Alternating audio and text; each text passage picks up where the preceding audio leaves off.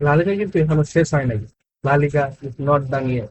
দেখেন লা লিগা এমন একটা টুর্নামেন্ট হয় বা এমন একটা লিগ যেখানে দুটো দলই কম্পিট করে প্রতি বছর প্রতি সিজন। এরা হলো রিয়াল মাদ্রিদ এবং বার্সেলোনা। মাঝে মাঝে অ্যাটলেটিকো মাদ্রিদকে দেখা যায় কম্পিট করার চেষ্টা করতে, কিন্তু তারা পারে না। সেই কবে তারা লিগ জিতেছিল, এরপরে আর তারা জিততেই পারে না। তো এই দুটো দলের মধ্যেই প্রতি বছর এই এই টুর্নামেন্টের কাপটা বা এই লিগের কাপটা ওঠানামা করে। এক বছর লা লিগার রিয়াল মাদ্রিদ জিতে, তো অন্য বছর বার্সেলোনা জিতে। কম সময়ে গেছে যে আহ, একটা দল দুইটা কাপ দুইটা সিজন পর পর ব্যাক টু ব্যাক জিততে পারছে, আর সেটাও বার্সেলোনায়। তো এটা খুবই অবভিয়াস যে এই দুটো দলের মধ্যে যখন ব্যাটমিন্টনটা চলবে, তখন এক দল হয়তো বা কোনো সময় পয়েন্ট হারাবে, আবার এক দল কোনো পয়েন্ট জিতবে, আবার কেউ হারাবে, আবার জিতবে, ওটা নামা করবে যতক্ষণ পর্যন্ত না এল ক্লাসিকো দুইটাই শেষ না হয়। হ্যাঁ, প্রতি বছরের মতো এই বছরও এল ক্লাসিকোই ডিসাইড করবে কে জিততে যাচ্ছে এই লিগটা। তো গত ম্যাচের আগ পর্যন্ত, বার্সেলোনার ম্যাচের আগ পর্যন্ত একটা শ্রেণীর লোক বলতেই ছিল যে বার্সেলোনা হেরে গেছে, বার্সেলোনা আর জিততে পারবে না, there is no way to win the tournament on the cup. তো এই জায়গা থেকে এবং এটা কিন্তু এমন না যে আপনার অপোনেন্টের সমর্থকরা বলতেছে, নিজের দলের সমর্থকরাই বলতেছে। এমনকি একটা দলের লোক তো এমনও বলতেছিল যে হান্সি ফ্লিকের ট্যাকটিক্স আর কাজ করে না। হ্যাঁ, হান্সি ফ্লিককে সেট করা উচিত, নতুন কোচ দেখা উচিত। কিন্তু একটা সিজনে দুইটা ম্যাচ হারা বা দুইটা একটা ম্যাচে 4 গোল খেয়ে পরের ম্যাচে 2 গোল খেয়ে হেরে যাওয়া কি কোচের জন্য শেষ না? এই তো সেরকম না। কিন্তু কেন হান্সি ফ্লিক তার পরে দুইটা ম্যাচে ওই 2 ম্যাচ আগ এক ম্যাচ আগ পর্যন্ত এত সমালোচিত ছিল? এর কারণে এর চেয়েও কারণ হতে পারে বিভিন্ন থাকে ম্যাচের হারটা। দেখেন অ্যাটলেটিকো মাদ্রিদের সাথে সুপার জুনিয়রের হারটা এটা একটা ঘাড় মতো কাজ করতেছে অবশ্যই। এটা হান্সি ফ্লিক তো একটা ঘাড় মতো করেই আহ, আঘাত দিচ্ছিল। কিন্তু এই কারণেই কিন্তু তিনি অল ইন অল আউট গিয়েছিলেন, এবং সেই অল ইন অল আউট যাইতে গিয়েই কিন্তু সে এই পয়েন্ট গুলো হারাইছে। কেন?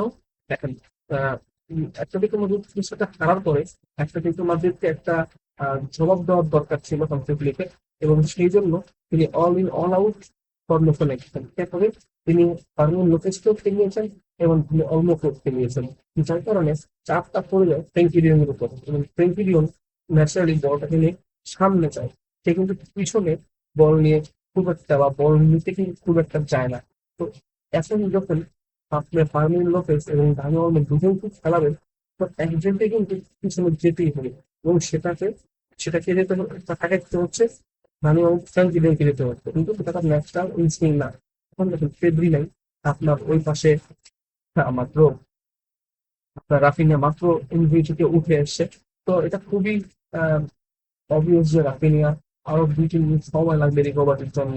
সে একেবারে ফুল ফিট রাফিনিয়াকে আপনি পাবেন না, এটা খুবই স্বাভাবিক। এবং এই কারণগুলোর কারণে যে ম্যাচ দলটা কিন্তু সেরা করতে পারবে। এর চেয়ে বড় কারণটা হচ্ছে ডিফেন্স লাইন। দেখেন ডিফেন্স লাইন গত বছর বার্সেলোনা যেই কারণে সাকসেসফুল ছিল, এই একই কারণে কিন্তু যেই বছর ব্যর্থ। এই বছর সাকসেসফুল হওয়ার কারণটা ছিল কি? হাইল্যান্ড হাইল্যান্ড মেনটেন করতে পারার কারণে গত বছর বার্সেলোনা জিতেছিল। এই বছর বার্সেলোনা এই হাইল্যান্ড মেনটেন করতে পারছে না বলেই তারা একের পর এক ম্যাচ হারছে। আর এর কারণ আরেকটা কারণ হচ্ছে, আপনি হাই ব্যাকলাইন মেনটেন করার জন্য আপনার সিজনে ইনিগো মার্টিনেজের মতো একটা ক্যারেক্টার ছিল, কিন্তু এই সিজনে আপনার এরকম কোনো ক্যারেক্টার নেই। স্টিল পাউ কুবার্সি ভেরি ইয়াং, এখনো এই ছেলেটার প্রতি এত কম বয়সে এত বড় দায়িত্ব তাকে নিতেও পারবে না। প্রথম সে মাফিয়া হোক না কেন, খুব ভালো প্রোডাক্ট হোক না কেন। দেখেন আরেকটা হচ্ছে, আপনার ওই পারফেক্ট কম্বিনেশনটা খুঁজে পাচ্ছিলেন না। লাস্ট কদিন ধরে আমরা দেখছিলাম যে জেরার্ড মার্টিন এবং কুবার্সির এই কম্বিনেশনটা ভালোই করতেছিল, এবং হয়তো বা নেক্সট গেমসে আমরা এটাই দেখবো যে এই দুটো কম্বিনেশনই খেলবে। কিন্তু এটা তো মাত্র হলো, কিন্তু আপনার এই ব্যাকলাইনটাই কিন্তু আপনার খারাপ হয়ে দাঁড়াচ্ছে। এবং এটা কিন্তু এই কারণে না যে আগের ব্যাকলাইন, এটা কিন্তু হ্যাঁ হাই ব্যাকলাইনটা কিন্তু আগেরটাই আছে, বাট যেটা চেঞ্জ হয়েছে সেটা হলো গত সিজনে যেটা 80% মানে সংখ্যাটা 80 ছিল, হ্যাঁ, হাই ব্যাকলাইনটা, ওরা কিন্তু সেটা আরো 5% বাড়ায় 85% হাই ব্যাকলাইনে খেলা হয়। আপনি যদি বার্সেলোনার স্টার্টিং একেবারে কিক অফ দেখেন, তো দেখবেন অলমোস্ট তারা হাফ লাইনের কাছাকাছি জায়গা থেকে স্টার্ট করে, যেটা গত বছর আইপিএল পিছনে ছিল।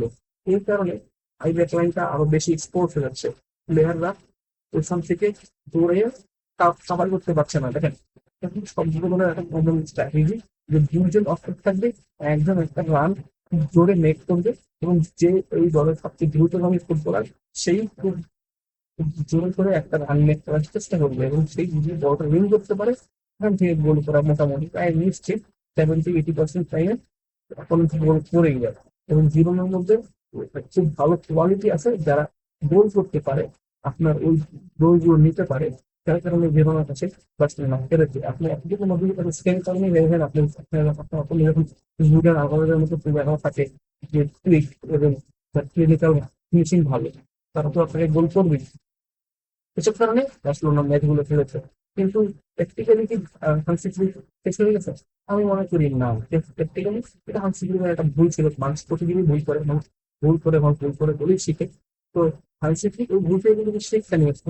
লেভান্তের ম্যাচে স্টার্টিং ইলেভেনে আপনি বাউন্ডারিকে দেখেন নাই, আপনি দেখেছেন কাউন্সিলরকে দেখে, এবং councillor was clinical, councillor was very good in the left hand side. দেখেন ওর কাছ থেকে কিন্তু প্রথম সেকেন্ড গোলের যে ক্রসটা বা টেনফিল্ড যে বলটা, সেটা যে এই জাও কাউন্সিলর গুলো দিয়েছিল।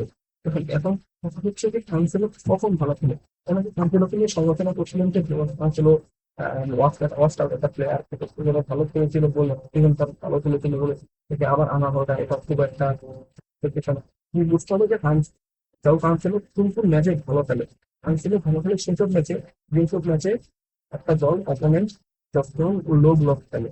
লো ব্লক খেললে আপনার এমন কিছু প্লেয়ারের প্রয়োজন হয় যারা পায়ে খুব ভালো ড্রিবল করতে পারে, দু তিনটা প্লেয়ারকে বিট করতে পারে, এই কনফিডেন্স থাকে, তারা খুব ভালো খেলে। এই কারণে ফার্মিং লোকেশন টুর্নামেন্ট ডানি অলমোকে লো ব্লক টিমের এগেন্স্টে বেশি খেলানো হয়।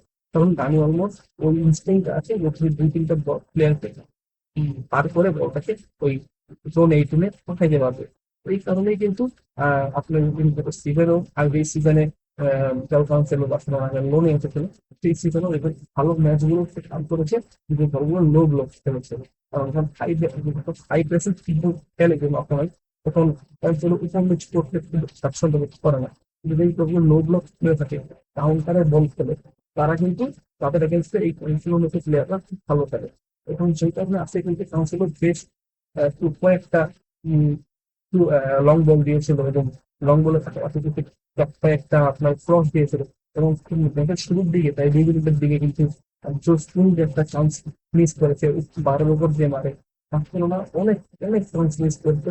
আজকের ম্যাচ শিক্ষা নেওয়ার বিষয় আছে, সেটা হচ্ছে বার্সেলোনাকে যদি একটা কিছু ভাবি যে ম্যাচে জিততে পারে, কিন্তু ক্যাম্পনোতে আপনাকে পরে ম্যাচ জিততে হয়। আপনি আজকে যেই পরিমাণ মিস করছেন, লেভানডস্কি মিস করেছে, ফার্মিন লোপেস মিস করছে, আজকে অনেকগুলো প্লেয়ার কিছু সুযোগ মিস করেছে। আপনি যদি আজকে আপনার 6টা গোল দিত, অবাক কিছুই ছিল না, কারণ বার্সেলোনা সেকেন্ড হাফেই ওপেন ম্যাচ মিস করতে 2টা। তো বার্সেলোনাকে যদি অ্যাটলেটিকো মাদ্রিদের আন্ডারে ম্যাচ জিততে হয়, তাহলে অবশ্যই অবশ্যই যে ম্যাচ বলগুলো বার্সেলোনা মিস করতেছে, যে চান্সগুলো বার্সেলোনা মিস করতেছে, সেগুলোকে সিরিয়াসলি নিতে হবে এবং সেগুলোকে কনভার্ট করতেই হবে। না করলে কিন্তু staff to go to the final কথা বলতে। তো এটাকে খেয়াল রাখতে হবে আপনারা, এটা এই ম্যাচ থেকে আপনারা শিক্ষণীয় বিষয় এটা। এখন আমরা আমাদের রাইভাল টিমের দিকে যাই যে কেন হঠাৎ করে রিয়াল মাদ্রিদ ম্যাচটা হেরে গেল এত বড় একটা রানের করতে। রিয়াল মাদ্রিদের এই ম্যাচটা খারাপই ছিল, খারাপই কিন্তু ভেরি বিগিনে আমাদের কিন্তু ম্যাচে ছিল না। রিয়াল মাদ্রিদের ম্যাচ দেখে ওইটা মনে হচ্ছিল না যে রিয়াল মাদ্রিদ এই ম্যাচে খুব ভালো বড় কিছু করতে পারবে। হ্যাঁ, তো সেইখান থেকে কিন্তু এই ফলাফলটাই আশা ছিল হয়তো মাস পর্যন্ত, যেটা বলতে পারে জাস্টিফাই রেজাল্ট, সেটা হচ্ছে আপনার একটা ড্র। বাট সেখান থেকে আপনার অপোনেন্ট প্রতি সম্মান দিতে হবে, তারা খুব ভালো ফুটবল খেলেছে, কিন্তু তারা খুব লো ব্লক এবং বল রেখে খেলতে চাচ্ছিল। এটা এমন কোনো কিছু রিয়াল মাদ্রিদ থেকেও দেখা যাচ্ছিল না, যেটা রিয়াল মাদ্রিদকে ম্যাচটা জিতাবে। দেখেন রিয়াল মাদ্রিদের একটা সমস্যা, রিয়াল মাদ্রিদ এবং বার্সেলোনার মধ্যে যেটা পার্থক্য, যেটা দৃশ্যমান পার্থক্য বা খেলার মধ্যে যেটা পার্থক্য দেখা যায়, সেটা হচ্ছে একটা দল বল পায়ে রেখে খেলে এবং বলগুলো রিস্ক নিয়ে খেলে। রিয়াল মাদ্রিদ যেটা করে, সেটা হচ্ছে পায়ে বল রেখে তো খেলে, কিন্তু এরকম রিস্কি কোনো পাস করা দেয় না, তো থ্রু বল তারা নিতে চায় না। আর্জা মতো প্লেয়ারও বলগুলোকে ডানে এবং বায়ে পাস পাস পাস করে ফেলতে পারছিল, কিন্তু আপনি যখন বার্সেলোনা খেলা দেখবেন, আপনি দেখবেন যখন তাকালেও খেলে তাকালেও কিন্তু লাইন ব্রেকিং পাস দেওয়ার চেষ্টা করে। আপনি আজকের ম্যাচই দেখেন, আজকের ম্যাচে কিন্তু আপনার ক্যান্সেলো কয়েকটা লং বল দেওয়ার চেষ্টা করেছে, কিন্তু একটা বল বল দিয়েছে, এটা রাফিনি একটা মিস করেছে। রাফিনি একটা পেড্রোনি বল হয়েছিল, কিন্তু সে হিউয়াসকে নিতে ইট কুড বি আ গোল। তো এরকম অনেকগুলো বল বার্সেলোনা রেগুলার দেখেছি পাঠায় পাঠানোর চেষ্টা করে। আসলে এখানে তো এগুলো তো ম্যাজিশিয়ান প্লেয়ার আছে, ফ্রেঙ্কি ডিয়ংও চেষ্টা করে করে করে বা রিয়াল মাদ্রিদ যে লাইন টানায় এর মধ্যে কিন্তু এরকম প্লেয়ার আছে যারা লাইন ব্রেকিং পাস হয়ে যাবে না। আপনি আড্ডা গুলো থেকে সেই লাইন ব্রেকিং পাস গুলো এক্সপেক্ট করবেন যে এই ছেলেটা আমাকে লাইন ব্রেকিং পাস দিলে এখান থেকে বলগুলো নিয়ে আমি এমবাপ্পে বা ভিনিসিয়াস দেওয়াকে ফিনিশ করবে। আরেকটা গুরুত্বের কারণ হচ্ছে এমবাপ্পে নামে না তখন নামে তখন আবার ঝামেলা তৈরি করে। কেমন কেমন ঝামেলা তৈরি করে, দেখুন আজকে যখন খেলা হচ্ছিল তখন এমবাপ্পে এবং ভিনিসিয়াসকে আবার একই উইংয়ে দেখা যাচ্ছিল। তারা দুজনই লেফট উইং গুলো ছিল, মাঝখানে জায়গাটা খালি যাচ্ছিল, জোন 18 জায়গাটা বক্সের মধ্যে খালি হয়ে যাচ্ছিল, তার কারণে ফাইনাল থার্ডে বলটা দেওয়ার মতো কাউকে পাওয়া যাচ্ছিল না। এই কারণে কিন্তু ঝামেলা হচ্ছিল। আবার যখন দেখবেন যে যখন আপনার এমবাপ্পে যেখানে নিতে যাচ্ছে তখন আবার সে বল নিচ্ছে, যে বলটা হয়তো বা ভিনিসিয়াসের নেওয়ার কথা বা যে বলটা হয়তো আর্দা গুলারের নেওয়ার কথা, সেই বলটা সে নেওয়ার চেষ্টা করতেছে এবং সেখান থেকে নিয়ে সেখানে সামনে যাওয়ার চেষ্টা করতেছে, যার কারণে সে বলগুলো লুজ করতেছিল। এই কারণে কিন্তু তারা অনেকগুলো সুযোগ তারা মিস করে গেছে। কিসের কারণে তারা এইভাবে ভালো করতে পারছে না, এবং ওনাকে আজকের সমস্যা রিয়াল মাদ্রিদের সমস্যাটা একটাই হয়ে যাচ্ছে যে যেহেতু যখনই এই দুইজনের ফরওয়ার্ডে গোল না পায় তখন কেউ ম্যাচ জিততে পারে না। হ্যাঁ, আজকে তো ভিনিসিয়াস গোল পেয়েছে, কিন্তু ওই যে রোডটা হয়ে যাচ্ছে তখন এমবাপ্পে আবার একই হয়ে চলে যাচ্ছে, মাঝখানে কেউ থাকতে পারতেছে না। এবং দেখেন এই ডিফেন্স লাইনটাও এখন সমালোচনার দিকে যাচ্ছে, আস্তে আস্তে সমালোচিত হচ্ছে, কারণ এই ডিফেন্স লাইনটা বারবার গোল খাচ্ছে। এবং সবচেয়ে অবাক করার বিষয়টা হচ্ছে যে আর্বেলো আজকে ট্রেন্ডকে নামায় নাই।